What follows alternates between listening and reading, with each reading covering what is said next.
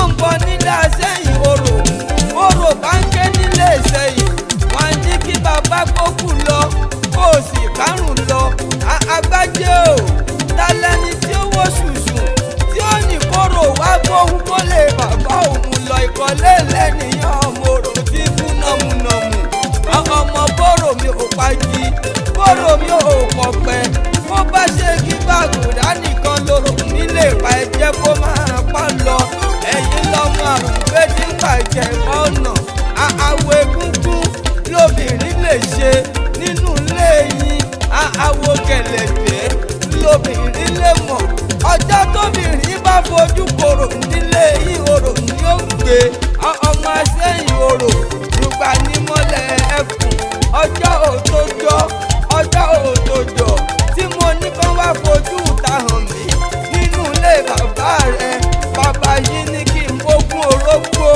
ó ní kí n mọ́gbọ̀n òbí ó ní kí n ṣoṣù kágánra pátá kí n gbé bàjẹ́kàdé mo mógún orógbó mo mọ́gbọ̀n òbí mo ṣoṣù kágánra pátá mo gbé bàjẹ́kàdé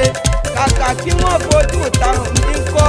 igi pẹlẹbẹ kí wọ́n kúkú gbélé mi lọ́wọ́ mo wá ní pé kí ni ohun tó dé wọ́n ní ṣe òun wípé wọ́mù lòrò ń ké o Àgbájé o nàmùnàmù náà kúkú lòrò ń kù ọmọ bóró mi ò pagi bóró mi ò pọ̀pẹ́ ọkọ ọmọ Àsẹ́yìn orò ọmọ àṣẹ tínú mi kíkankíkan Àgbájé yọ lọ́wọ́n kò ní jẹ́ kó ṣánkú mọ́ mi lójú àwọn ọmọ ẹ àtìyàwó wọ́n ní kí n máa bẹ́ẹ̀ yọ̀ kí n máa bẹ́ẹ̀ dúpẹ́ kó kú oríire o tó bá wá ń gbọ́ kíkí ìyá mi alálùbáríkà ló ní kí n máa kí ẹ fún ọjọ́ òbí rẹ Mrs. Adéníkẹ́ Adéjọkẹ́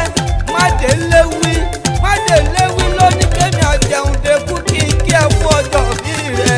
ọmọ owó yẹlé ọmọ ògún yóò de òtòṣì òye ọmọ ènìyàn òtòṣì bá ṣubú lọ́jà àwọn abẹ̀rẹ̀ sí báwọn owó yẹlé bá ṣubú agbáriwo Abíọ́dún Lukman Àgbájé long life and prosperity ó ti ṣọdún èyí